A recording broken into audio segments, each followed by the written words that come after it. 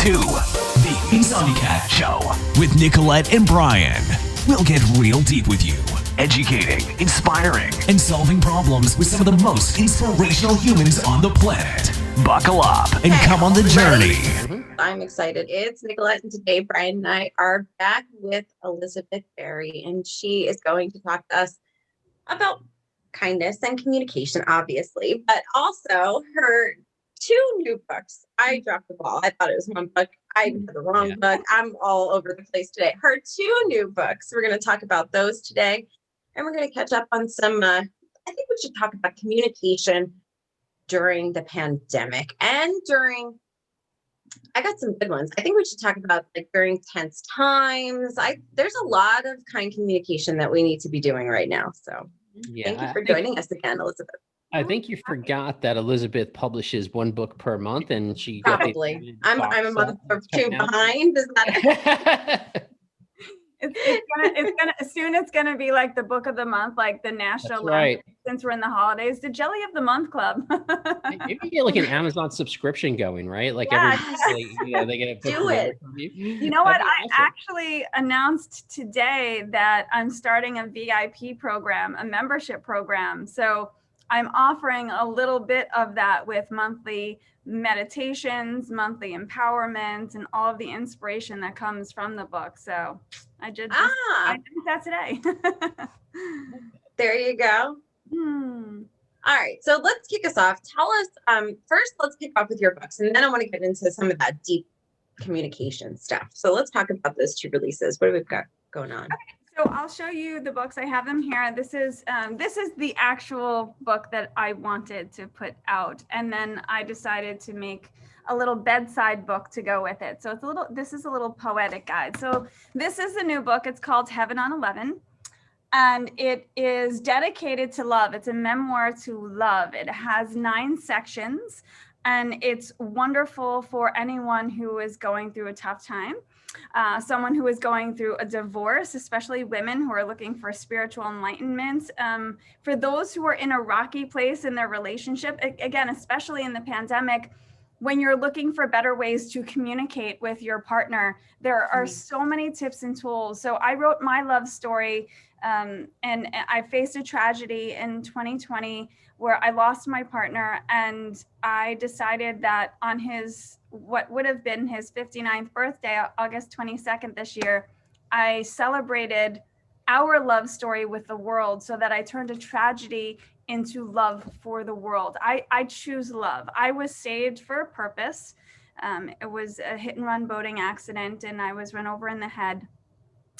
He passed away in front of me, and the thing that I needed to do was to capture that love story, and it was a beautiful coming together. So this book is truly enlightening, and one of the coolest things that everyone was saying was that I couldn't put it down and I didn't want it to end. So it's not just my story, it's a story that helps so many couples in so many different ways to heal, to grow, to come together, to hold hands, to love, to find intimacy, to look into each other's eyes again. And then the other book next to it is called The Little Book of Love. And this little book it takes some of the poetic, lyrical wordsmithery in the first book, and I included a little bit more in there. It's a bedside book, and it talks about vows. So this book is cool because it talks about the personal vows. When we get married, we say our vows, but we forget that my personal vows and your personal vows aren't really met along the way. The marriage is like, okay, I take you and you take me, but along the years and as we age and as we grow together, we forget that, hey, I have ideas too, and so do you, and I don't want people to lose themselves. So I created a magic foundation talking to people about their relationships. And then the last thing I'll leave you with is that in this little book, it talks about standards and expectations. So many of us are in relationships and we have so many expectations of our partner.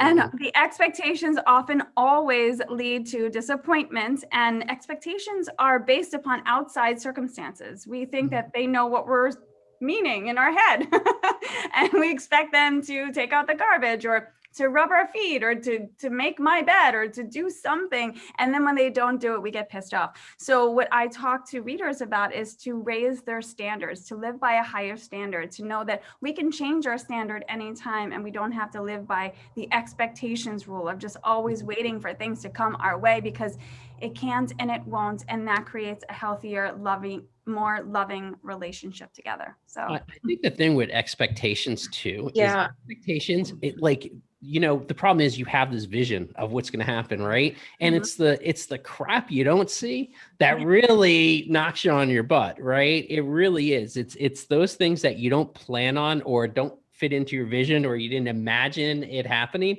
that just, kick your butt. Those are the ones I think that really, because I agree with you, expectation is so much based on what we're disappointed in. We're not looking at it in the present. We're looking at it like, oh, here's this grand vision of what it should be.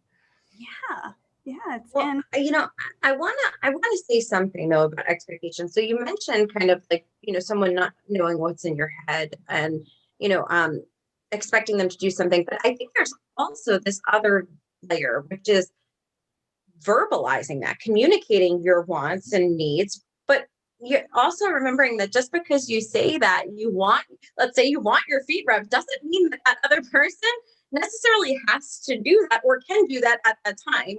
Like it's also understanding, all right, I may verbalize. I'm guilty. I verbalize everything. I tell everybody what I want and what I need. I don't hold anything in, but that doesn't mean that the world stops just because I say I want this right now, and I think that's something that is really important because it is the root of some of the issues here at home, right? I want the garbage out right now because I do, just because. Will anything change if the garbage goes out in an hour? Probably not, but I want it now and it becomes a thing, right? Yeah.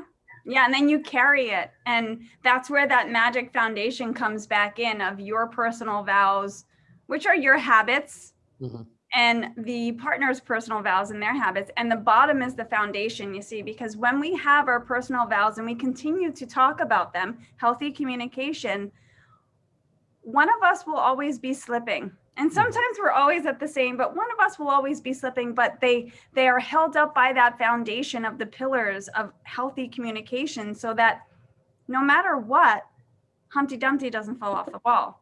And at the top that comes out is magic. And we can really have magical, beautiful relationships if we just slow down and take the time to have patience, listen, and speak with love and compassion. So is it that, I know this is a weird question, is it that you shouldn't have expectations, or is it the fact that you should be flexible in your expectations? I guess that's my question, right?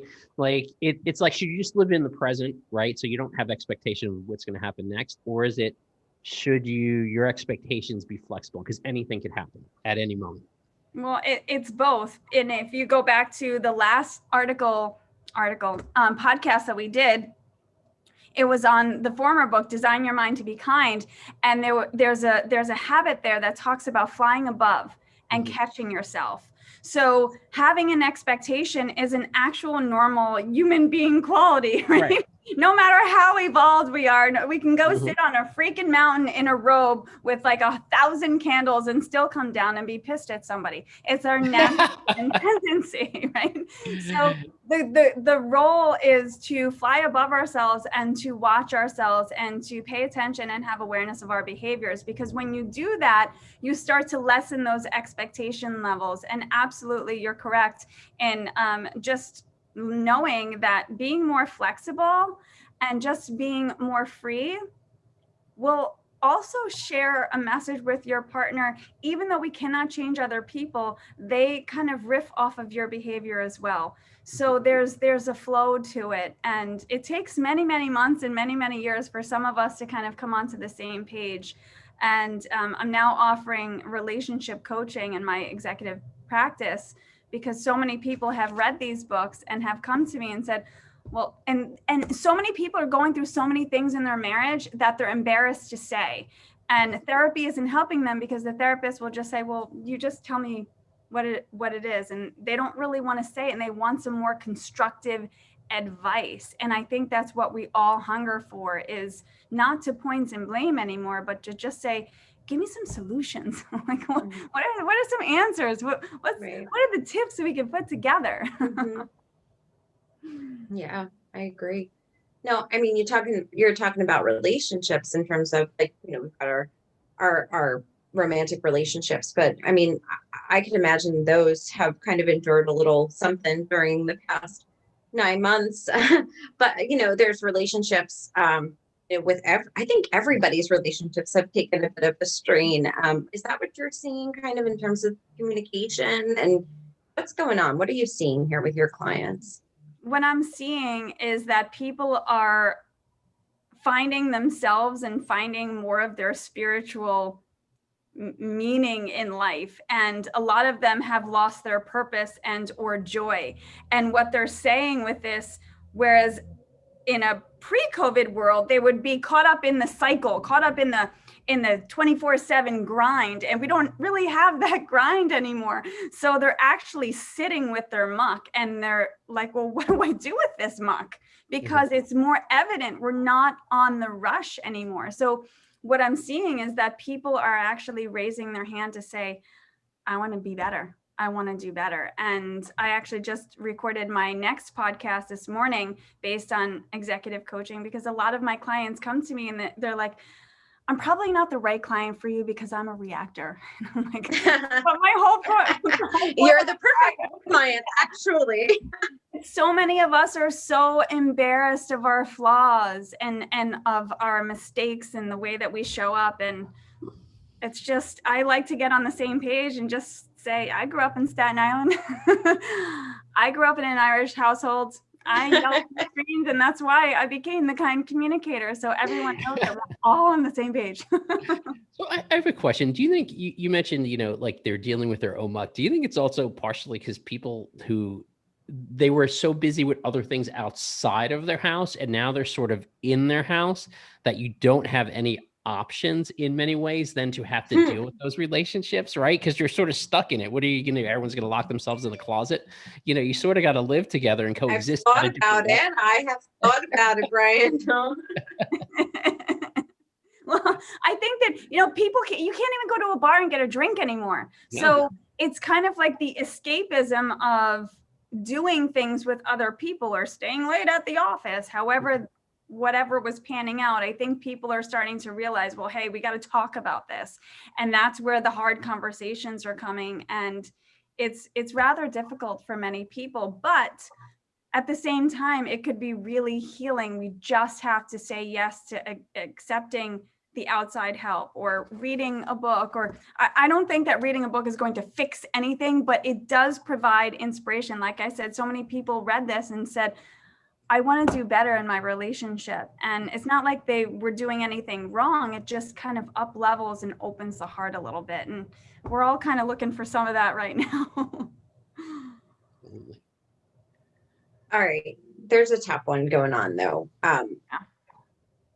I think that what I've seen, and correct me if you tell me if you've seen something different. I think people are having trouble communicating about their opinions. Now, I mean, we've been in a very politically tense environment. And I think that no matter where you stand, I think it's been really hard for people to have discussions because of fear. Maybe you don't see things the same way as I do. I don't want to upset you, or maybe I think you don't, whatever. Maybe it's some malicious place that you don't want to talk about it, but whatever it may be.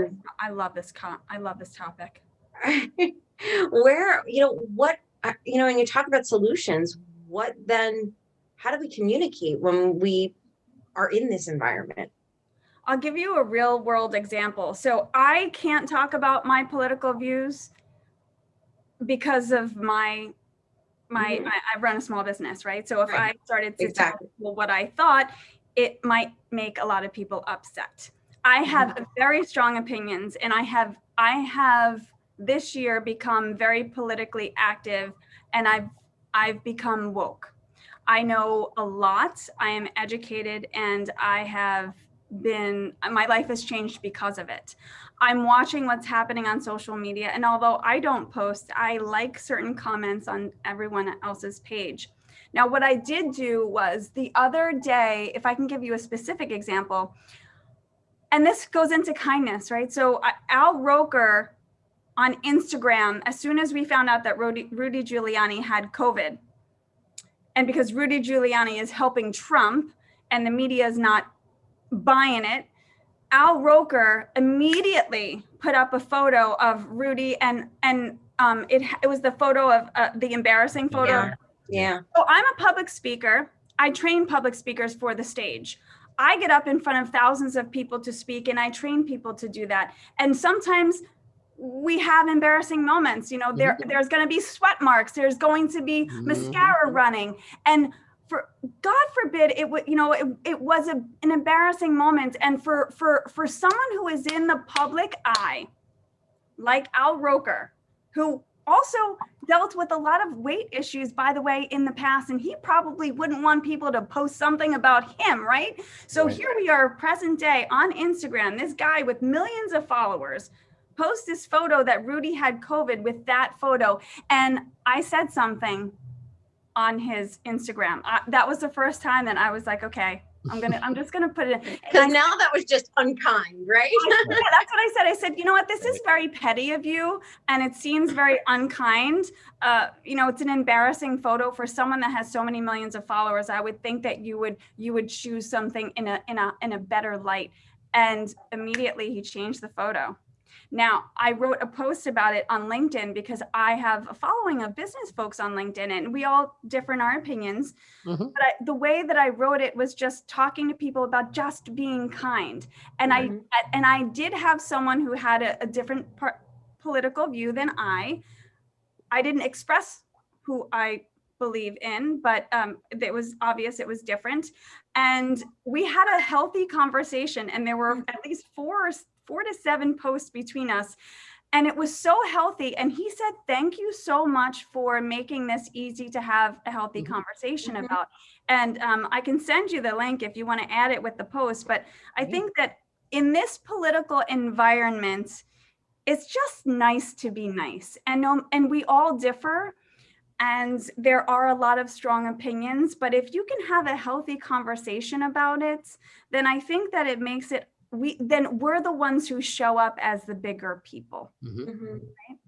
I mean, well, and I think a lot of people realize, you know, they don't realize, I should say, that, you know, we're you know, I hate to say this, but we're all in this together, right? We're all, you know, trying to better society, trying to be better people. It's like, why post that picture of Rudy Giuliani? Yes. That doesn't do anything for. It doesn't contribute to the story, you know. Right, right. Like if you want to be like, doesn't. hey, Rudy Giuliani has COVID, right? I'm just letting you know this fact. That's Right. different than posting a picture of him with the hair dye dripping down his face. I mean, come on. There's absolutely no Just reason. side note, I texted Brian. I was like, I think Rudy's bleeding. What's going on here? I just Yeah. I knew it was the hair dye, and I like as a public speaking coach, when you see I things was happening, mortified. I'm like, I was speaking at iHeartMedia once, and it was Barbara Corcoran was speaking, and as a public speaking coach, you always teach people how to hold their microphone, and she had her microphone down here the entire time, and nobody can hear the 5 minutes. And I was speaking there the next week, and I didn't want to say anything, so I was sitting in the audience being like, oh my God, someone please tell her. So like, but these are the things that we want to have that kind humanity with, to say, look, I appreciate that you have a different perspective. Let's all become educated, but we can agree to disagree. Right. Yeah.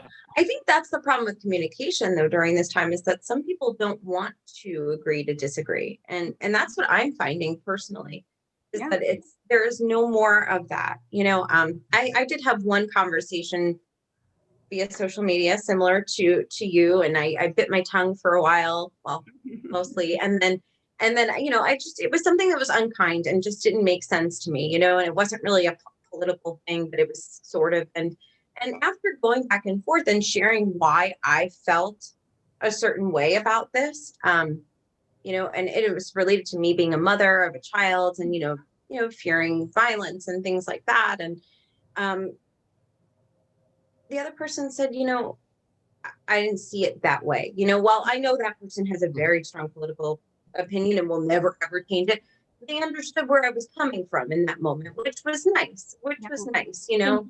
But isn't that the basis of like being a human being, like trying to understand where the other person is coming from, whether you agree or you don't agree? You know, people want to be heard, right? People just want to be heard. They want to be acknowledged that they've said something, that their opinion matters, you know, to some degree, right? And that's it. It's just acknowledge. It's just kindness. Like at the end of the day, it's just, that's having empathy. That is being a friend or a good person to whoever it is, a friend or an acquaintance or whoever the case is. You know, it's pretty simple. The interesting thing that I saw was that I went back to Al Roker's photo on Instagram because immediately after I wrote that, he changed the photo. And what I noticed was that all of the people that had commented thereafter, these are like our kind human being friends. Mm-hmm. They were posting, you should have kept the other photo. The other photo was better. I mean, these are like adults saying this. Yeah. And there's something called cognitive dissonance. Cognitive dissonance. It means that when you're taught something so many times, you begin to believe it. So when you're finally told the truth, you have a hard time believing the truth, which is what everyone's been told by the media. And I won't go further in that, but that's really what's happening, is that people are adverse to the truth because they've been lied to for so long. And it's really just, it's getting out of control. And that's why I have my yoga practice. Yeah, stay centered. I'm gonna keep writing books every month. The Book of the Month Club. Yeah. I'll tell you guys a funny story. Like I do a lot of speaking too, and one time, my zipper was down, and someone in the audience is like pointing to their crotch, and I'm like, why is this person pointing at their crotch? And then the guy's like. And he keeps pointing it like it's cold. And I'm like, what? And then I finally realize it. And I never stand behind a podium, whether there's a podium on the stage or not. So I'm like, okay, let me walk behind the podium and, zip that up the best I can, But yeah, it happens to everyone. Like if people don't understand, like when you're out there, you're putting yourself out there, that stuff is going to happen. It's going to happen. I mean, it's just life, It is. And I'm glad that you had a smile with it, and that's really where we wanted. And you saw the fly, and then you had the people the fly placed there, and it's just like that's how petty and that's how small the people in this world can be sometimes. Whereas what I write about is to be uplifting and to choose differently before. To respond instead of react, to choose how we're going to respond, because at the end of the day, our energy precedes us as we walk into a room, and our legacy is left behind. Yeah. So do you think, and you mentioned, you were saying it in jest, but do you think some of this is going to kind of motivate you to, like, is this why you're diving deeper into I'm going to cut that. Is this why you're diving deeper into your yoga practice, into writing? Is there a lot of communication that you feel like you're okay, I want to change the question. So you know how you said because you have a small business that it's hard for you to communicate some of the things that you feel strongly about. Do you think you're channeling that communication that you want to be doing into something else, almost like you're not able to communicate certain things that you want to? No, I have a whole secret group of people that are like me, and we text each other articles every single day. So it's the best part of my day. So throughout the entire last 6-7 months, I have a secret group of people who are just like me. We share all of our interests in articles. And there's so much of that going on, and it's the best part of my day. So I have and the only one that knows is Siri, Hey guys, I have all the communicating I need to do. Out of the bag at some point about where I stand, and some of my colleagues are actually getting curious to say, I'd really like to have a conversation with you, because I think but I'm getting into yoga and meditation. I always wanted to do that, and in fact John and I were supposed to do that this October, and I carried it out even with an injury. I'm severely injured and it's helping me heal. And the great part about that is that I've been a born raised meditation and yoga teacher, and it came so naturally to me. So it's really just a part of who I am. And my writing has always been about that. So in the past several months, I've invested in Tony Robbins' Date with Destiny. I've invested in my yoga certification, which is helping my writing and my coaching practice. And also just in Robin Sharma's big network of his global elites on leadership. And he even does meditation. So a lot of people like me who are motivational speakers have this sort of thing in the background. And I think there's a calling for it in the world. And even this year, I added meditation to open some of my clients, my executive clients that are like this when we get on the phone. So I just open with the meditation, and sometimes they cry. And that's really one of the most beautiful things about this communication idea, is that kind communication and compassion brings out the best in us. And the more that we can tap into that quietness, the better we live, like a happier, healthier life. And what we're seeing right now with the politics, I in my yoga class, I had a 6:30 yoga class this morning, and I started talking about politics because I'm educating someone in what I know.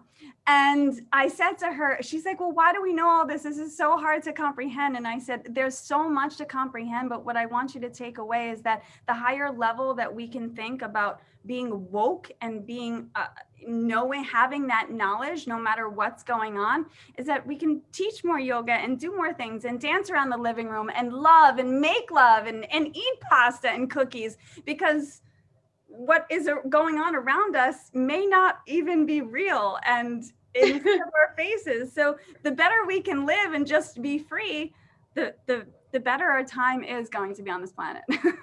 I have a question, right? I needed that. I needed to hear that. I'm sorry. Drink the wine. That's right.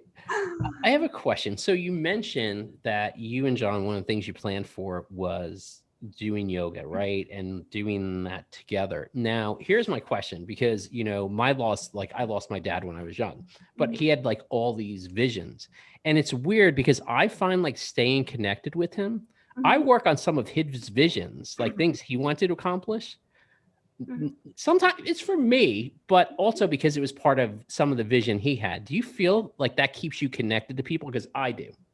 Well, I've actually been visited by him. My spirituality has been uplifted, and whether you're a believer or not, he actually has not left my side. He goes to different people who don't know me, and they come to me and say that he's here. And I've recently had like a 4-month conversation with him through someone else, which is completely magical. And the tears and the red in the face, and he's like, stop crying, because heaven is so beautiful and it's so uplifting. But he wants me to keep living, and that's the message. And if we can all live out the dreams that we have, and that was really the 2 words that I have for anyone that has gone through loss, and that's how I keep climbing, right? It doesn't mean that I don't cry after this interview. It doesn't mean that I don't cry in the morning or at the night or when I listen to music or make our favorite bread. The 2 words are celebrate and honor. And, if we can celebrate the time that we do have with people and honor, I honored his passage to heaven. Anyone that has a hard time with grieving, that tries to hold their feet down on this earth, his spirit is still here, but you can't wish for something different, because then you're treading water. And honoring his passage was something that has become beautiful to me. That's why I wrote this book, and I gave it as a gift to the world on his birthday. And I'm so glad that people are using it to heal, and it healed me. And even in the next book, there are certain things that I did write another book. It's coming out soon. You see? Book of the month. Book of the month. And it talks about the I'm fact clicking on the subscription on your Amazon right now. Yes. Right to the Venmo, baby. That's right. Don't give it to Amazon. They're taking everybody. Okay. That's right to my Venmo. Like in my secret text group, is a Yes, discount? if you want to be in the secret text group, it's good. It's the best part of my day, and it saves me. But I like that. I like what you're saying though, honoring the passage, because I think that's, really putting it in perspective, because it's, I think it's one of those things. And I think for me, even some of it was subconscious, because I was younger and, started working on these plans, but some of it was subconscious, some of it's conscious. And the older I get, the more I realize like, wow, I'm honoring his passage and some of the things he didn't have time to do, as a person. Yeah. And one day we talked about getting a goat when we were on vacation. Oh my God, I want a goat, but they won't let me have one in my town. One day we're gonna get a goat. And in fact, one of the people the second person that he went to in the beginning, she was on the phone with me and she didn't even, she's like, oh, he's saying get the goat. So, and I have his photo here. It's on my desk every day. And I have a little sticky note that says December is my healing month, because we're coming up on the 1-year anniversary on January 3rd. I'm hosting a guided meditation. You're both invited. It's January 3rd at 7 a.m. I'll send you the link. And then if this goes out before then, if anybody, it won't actually. This will be kicking off the season 3, January 5th. So no, they'll be together. But 2020 really must have been rough for you, man. I mean, geez. We talk about 2020 being rough, but look how your year started. Yeah. Oh my goodness. And that's not even talking about, the justice or maybe the lack thereof, or lawyers or people involved that may have been unkind and showing up like Twilight Zones. I mean, there's that whole thing that I bring up a little bit in the next book as a guide to how not to be. So I'm taking. But look how much you've accomplished in that year. You know what I mean? Like, that's how the year started. Yeah. Then all of this craziness happened, and you can look back and look at how much you've done. That's what we're supposed to do. Yeah, you are a badass. Yeah, I like that. Yeah, I probably would be like in the closet crying for about 6 months, and then you'd have to drag me out, and then maybe I'd have some sort of like, it would be a process. I'll tell you that one. It would be a process. I'd get there, but it would be a process. I'm Italian. Everything's very dramatic. We sit there with the black veil for, it's a process. But you're just so kick ass. Yeah, I think she's my new spirit animal. I'm just saying. Yeah. And if you get the goat, let me know how it goes. No, do not. She has a petting zoo at her house. Do not tell her anything about a goat. I have one dog. Everything. I have an African sulcata tortoise that is going to outlive us all. Tell her the goat is horrible. Queens. If you get a goat, the goat is horrible. Just tell her that, please. A bunny. I've had geckos, and what else do I have? The bunny, the geckos, the frogs. Just got a puppy. It's so cool. She's trying to get the entire. She's trying to, over her lifetime, she's trying to have the entire food chain of the animal kingdom. Yeah. Well, listen, I want to comment and tell you, Brian, that in the next book I actually include spirit animals in, because I talked about emotional intelligence, and the next level up from emotional intelligence is spiritual intelligence. And I'm actually drawing all of the spirit animals and teaching people to use those qualities within each of the animals, such as the snake. It only goes forwards. It never goes backwards in life. So using all of the ideas of those spirit animals in our own lives to mimic nature and to slowing down and really appreciating the moment. So awesome. You're really ahead of the game, Brian. You pretty much know what she's going to do before she does it. Yeah, I know. You got a little I'm in the secret text group. That's why I'm in the secret text group. Let me in the group, man. Just let me in. Password. Oh man, you gotta get a subscription model for the text group. Yeah, I do. That one's double locked behind the double portals. Oh man, well that is so kick-ass. I'm sorry. That is just awesome. Oh, thank you. It really is. It really is. That's how you turn some really shitty stuff into magic, right? Yeah. Into magic. Choosing love. Brian, What else? Spirit animals, subscription clubs. What do you got? Yeah, I don't know. I mean, that's we went through a lot today. I know. This is But- deep. I'm really excited actually to have this kick off the season. I think it's going to set a really good tone. Yes, and Elizabeth obviously has to come on monthly from now on with all the books she's producing. Yes. Yes. So That's true.